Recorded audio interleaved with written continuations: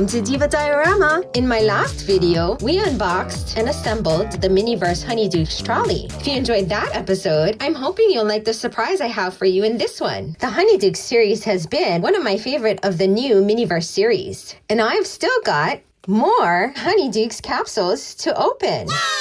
Just to recap, this series has pinholes. So I purchased a bunch of capsules with unique pinholes at my local Walmart. This particular capsule weighs 115 grams, and the pinhole is in the upper right-hand corner of the eye in the word mini here. And the capsule, when it's shaken, sounds like this.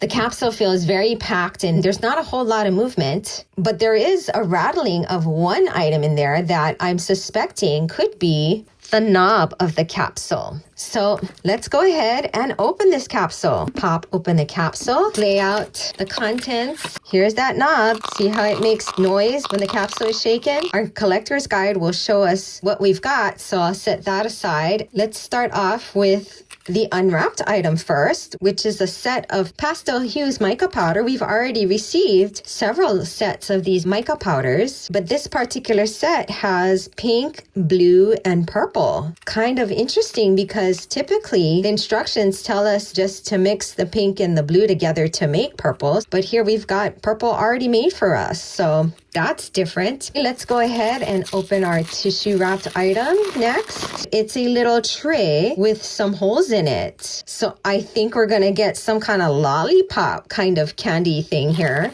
And this is probably gonna be our mold. Feels like there's a couple of items in there. Let's take this one out first. So it's a package of something that says Honeydukes Sugar Quills Kit. Okay, oh my goodness. Wow, this is cute. Oh, so here we have, I guess, the spines of our quills. And then we've got tiny little packages. Oh my goodness, tiny little cellophane packages. And then we've got the little clips to go on the cellophane package to close it. I had no idea that this is what we were going to be getting. This is kind of amazing. Oh my goodness. So the second item in this packet is our candy mold. Oh, and this time it looks pretty nice and straight. There's little holders in this mold to hold the spines of the quills while the resin is setting. Oh my goodness, that is so cool. How neat. Okay, I take it back. It does look like our mold is a little warped, but as you may have seen in our other episode, I was kind of able to reshape the molds using a heat gun, so maybe we'll try that again with this one. This packet, we've got our nozzle and we've got our resin. Looks like it's kind of stuck. It's got an extra piece of tape in there. All right. It says pure sugar. I think we've gotten this resin before for the jelly slugs. In our utensil packet, we've got a spoon. Wow. Folks, there is no tweezers in here.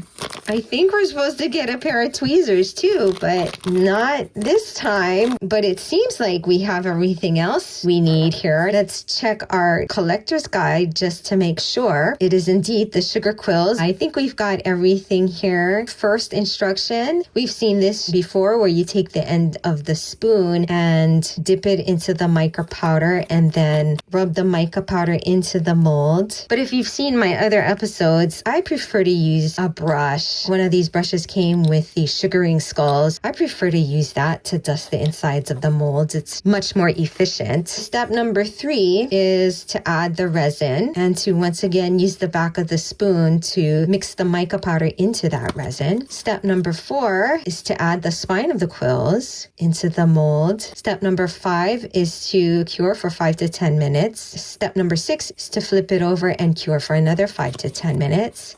Step number 7 is to unmold your quills. Step number 8 is to package your quills and set them into their display stand. Oh my goodness, that is so cool. So we have 6 spines here, so we can make 6 quills. So I have a brush that already has pink in it. Start off with the pink and just brush the inside of the mold here like that. So there we've got the pink in there. Since we have a brush that has blue on it already, let's open up the blue and use the blue. Wow, look at that. This stuff is so super fine. Very pretty. Get it nice and covered in there. I'm going to go ahead and use a paintbrush to apply the purple just so that I'm not mixing colors here. That might have been a little bit much, but we'll just spread it out as much as possible here. So with our mold dusted, we can go ahead and add our candy syrup here. Wow, that's a lot. These molds seem to take a lot of resin to fill. Trying not to get the resin outside of the mold. Okay, and then put a little bit of each of these mica powders into the mold using the spoon. Okay, and I'm just going to use that spoon and evenly distribute the resin. This mica powder seems a little clumpy, so I'm wondering if the humidity might have gotten to it. Takes a little bit more time to mix in with the resin here. Okay, so now that we've got our molds filled with resin, I'm going to close these up to avoid a disaster. They snap together really well, so they seem pretty secure. Let's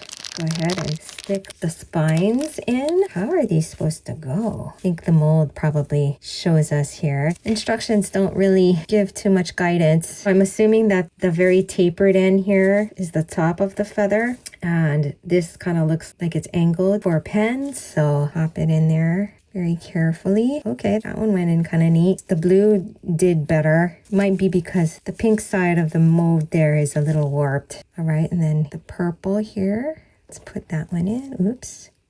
Did you see that? It's a little nerve-wracking to put the spine in there. I'm going to try and cover the spines of these quills like that, just because I think it might look better. So there we have them all covered. I'm going to put it on my mirror and cure it under my UV lamp off camera.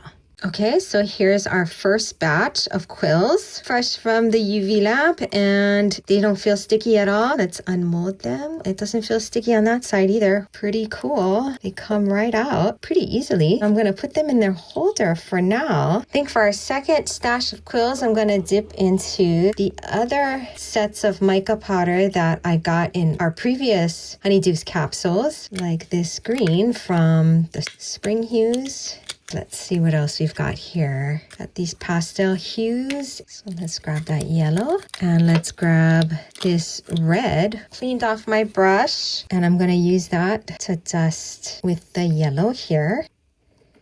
Wow, it's like charged or something. The mica is going all over the place. Seriously, this mica powder just kind of exploded when it touched the mold. Since this mold has yellow in it, I'm going to put the green in there next. Whoa, okay, that's a lot, but we'll just mix it in with the resin. And then I'm going to use this pink brush for this color, so that we can have quills that are all different colors. I'm going to fill those with resin. Now we can add the spines here. And then I'm going to take the end of my spoon here and just work that resin around that spine. So now I'm going to go ahead and cure that off camera. Okay, so here are the completed quills and we've got them out of the mold. I'm going to put my mold away with my other stuff in my nifty cabinet here so that we can move on to packaging.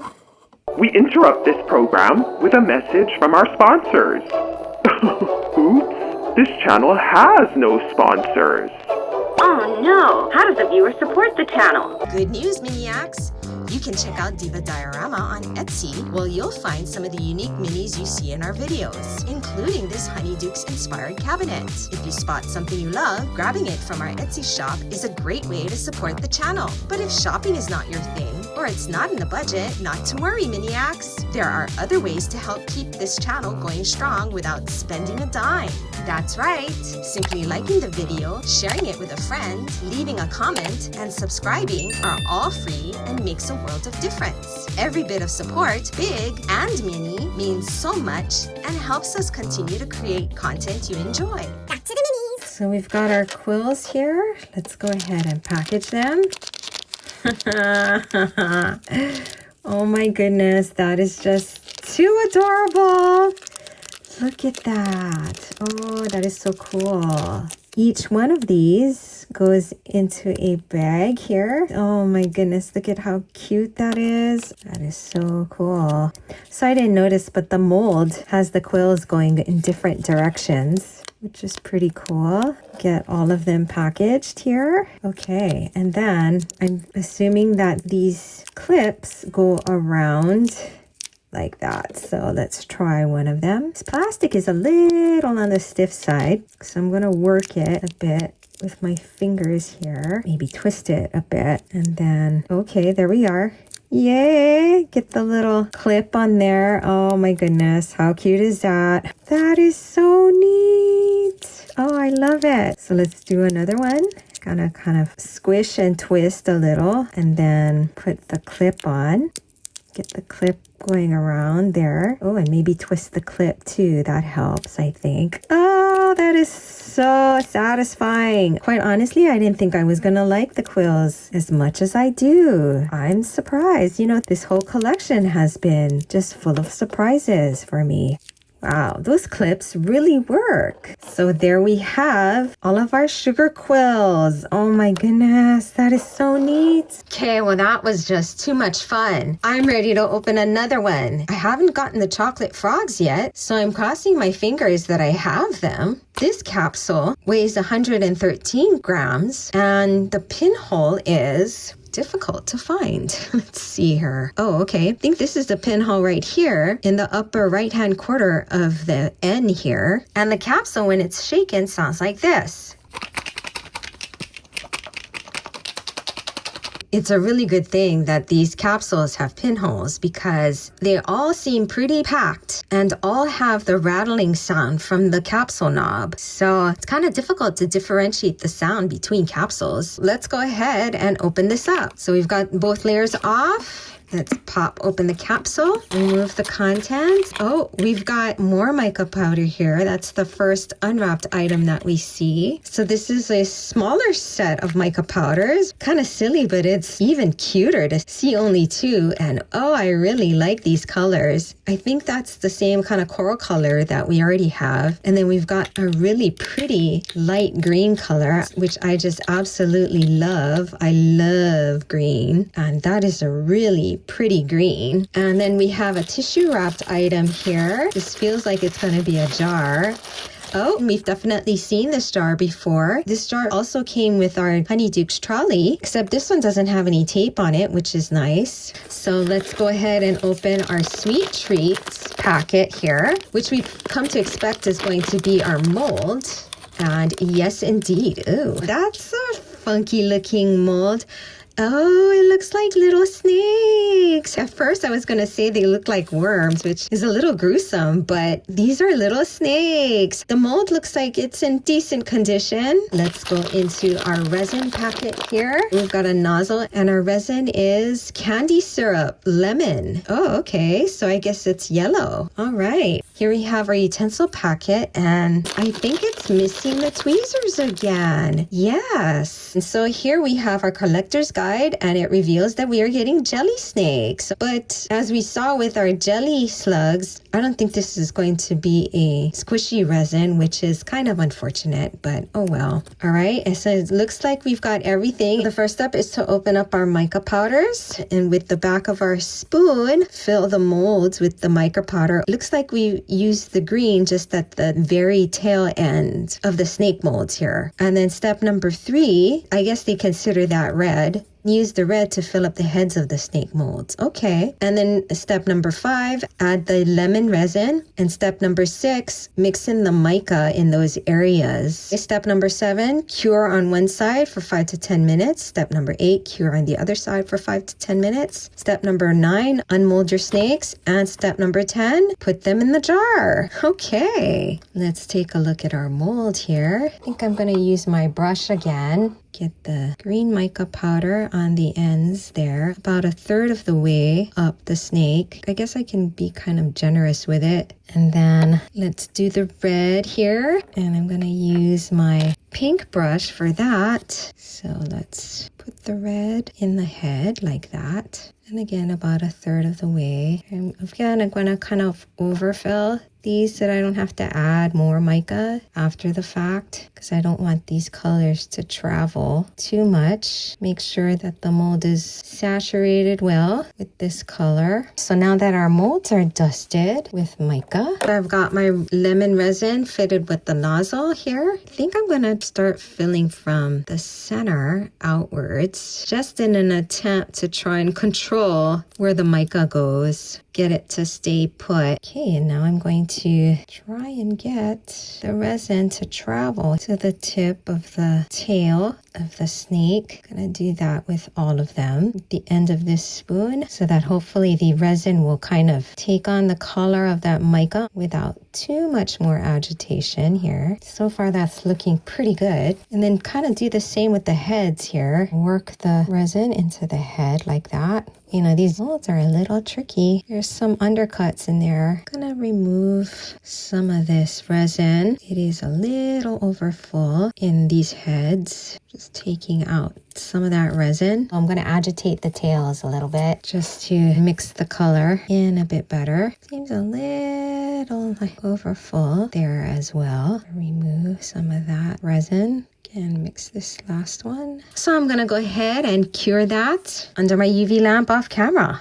Okay, so here's our first batch of jelly snakes. They've got quite a bit of flash around them because I overfilled the mold. Thankfully, the flash is fairly easy to remove with your fingernail. I didn't realize, but the mouths of these snakes are open. That's pretty cute. Well, these came out really good. I was kind of skeptical, but they look really neat. But you know, it would be so much more fun if the resin was an actual jelly resin. Maybe they don't do that because it would stick to the sides of the jar. That's what I'm suspecting. I'm going to continue to make these jelly snakes to fill up our jar. Okay, so here we are. I went ahead and used the entire bottle of resin. It took quite a while there, but I ultimately was able to make about 23 snakes. I say about because to finish up the last 3, I used some of the clear candy syrup. That was quite a bit of work. So I think it's time for a snack break. And I think I've got the perfect snacky snack for this occasion. I went to Costco the other day and you won't believe what I found. Butterbeer Skinny Pop.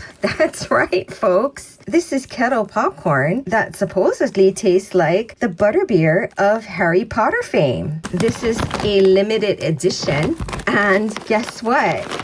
It's vegan, which is pretty cool because otherwise I don't think I'll ever be able to taste butterbeer. So as you can see, I've already opened the bag and had quite a bit of this already. And I have to say that it is really good. Although, what is there not to like about kettle corn, right? The back of the bag says that it's enchantingly popped with a taste of butterscotch flavor and a hint of brown butter and caramel flavors. And I think that's a pretty accurate description. The flavor is very light, which is pretty nice. It's not overly sweet, but it's not really what I expected butterbeer to taste like. I guess I was expecting something that have a little bit of an alcohol taste to it. I don't know how that would be conveyed in a popcorn, but it gets a thumbs up for me. It's pretty good stuff. Yesterday I was eating it with dry roasted peanuts and it was really good. Kind of reminiscent of Cracker Jacks, which used to be a fun treat to get because the Cracker Jacks box would contain a little prize that was sometimes miniature. So now that I've had a little snacky snack, I'm ready to open another capsule. Yay! This capsule weighs 112 grams. And the pinhole is located to the left of the V here. And here's what this capsule sounds like when it's shaken. Unlike the capsules that we just opened, this capsule feels a bit more loosely packed and you can hear items shaking in there and can also definitely feel and hear the rattling of something heavy. So maybe like an extra large bottle of resin maybe? Let's go ahead and open the capsule to see what's inside. Oh, so we've got both of the layers off and I can already see that we've got the chocolate frogs. Yay! Let's pop the capsule open and pull out the contents. At the very bottom of the capsule, we find a couple of chocolate frog boxes. miraculously, they seem perfectly fine. So let's put those to the side and take a look at our first tissue wrapped item here, which looks to be a tray. Oh, this looks just like the trays that we got with the Honeydukes trolley. Okay. And then this other tissue wrapped item is another tray. Okay, so we've got 2 trays with this prize. We have a Honeydukes product display tray, and we have a golden flower shaped tray here. Okay, that's kind of interesting.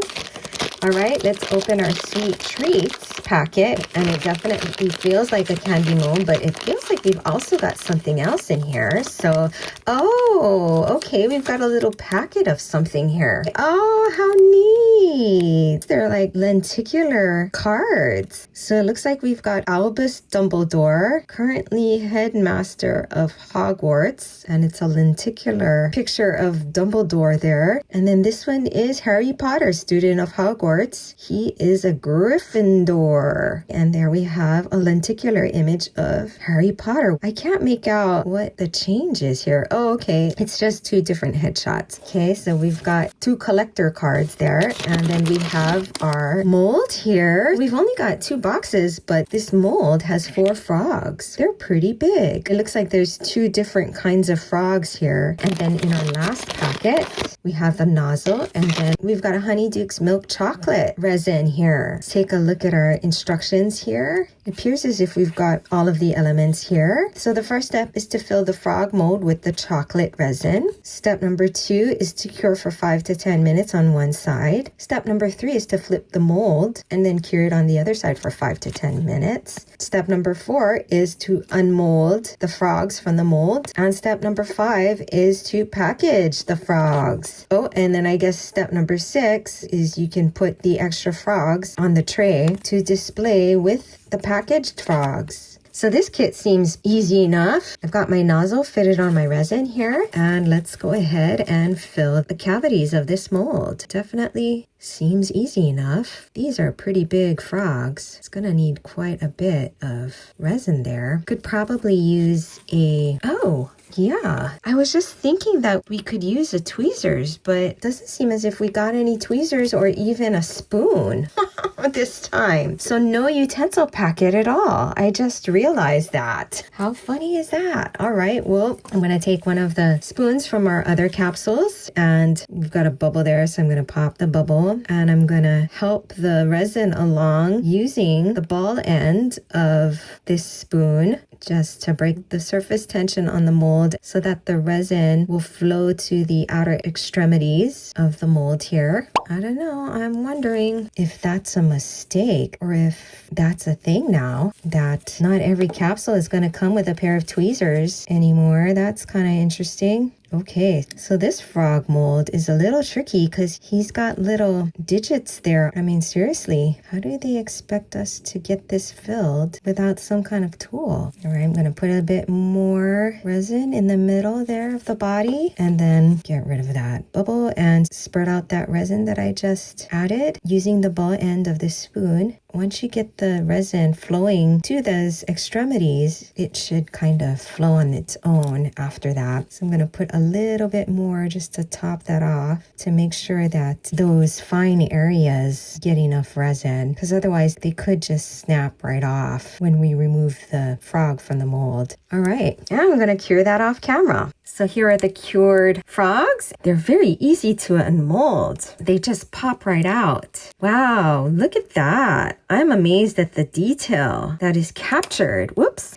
that one just leapt right out of my hands. He had one good jump and he made it to the tray. That's kind of an unusual pose for a frog. Yeah, the detail on these are great. So I'm going to package these frogs in the box that came with them. I'm going to put the wizard collector card on the bottom there and then top it with one of the frogs and then close it up. And then this one, do the same with this frog. That was pretty much the easiest of the Honeydukes kits so far. So here are the 3 sets of treats that we made. And, I could probably make some room in my cabinet here. But as I mentioned in my last video, when we unboxed the Honeydukes trolley, I was surprised to find in the comments under that video that I wasn't the only one that was a little disappointed by the size of the cart. Before Miniverse came out with their trolley, I was thinking of making a cart like the one in the Harry Potter movies. Since the Miniverse trolley turned out so small, I went ahead and did some research online, and not only is the trolley in the Harry Potter movies, but different iterations of it can also be found in the Harry Potter theme parks. So I designed this slightly larger cart here. As you can see, it includes working wheels so that Barbie can push it around. The color, of course, matches the Honeydukes green pretty closely, but I did also find this spring green that really looks close to the color of the cart in the movie. I really liked the idea of being able to change up the cart, so it also includes adjustable shelves and a modular display area at the top here to allow for flexibility of configuring the cart in different ways depending on how I want to display things. And as you can see, it's quite a bit bigger than the Miniverse cart so that it's compatible with Barbie and so that there is plenty of room for displaying the Miniverse Honeydukes collection. So let's stock it with our new goodies. This perforated piece can hold items with sticks like these sugared quills. Let's go ahead and put those there. As you can see, we can put just a ton of lollipops here. There's so many holes, but if you don't want to display lollipops there, it can be removed so you can display boxes or jars of goodies or whatnot. And of course, this large area here can be used for stands or more apothecary jars. But I also made this piece to set atop the basic part of the cart here, like that. It has these ledges on the sides of the cart that are typically used to display boxes, like the chocolate frogs that we just made, and then the other 2 that we got with the Miniverse trolley. And then you still have this large area to display apothecary jars, maybe put our sugaring skulls in there. And then of course we also have the shelves below to display boxes like the ones that came with the original trolley here. And then I also made packages of some of the Honeydukes candy that the Miniverse hasn't done yet. Here I have a package of Fudge Flies. So I'm going to stock the trolley here with boxes of Fudge Flies. And then I also made Peppermint toads. And then I'm still working on getting these tins of sugared butterfly wings just right, but I've got one of those completed and can stock the blank tins behind it. And then there are these hooks at either end of the trolley here. So I also made my version of Honeydukes treat bags. So I'm going to go ahead and add those to the end of the cart here, like that. Anything from the trolley days?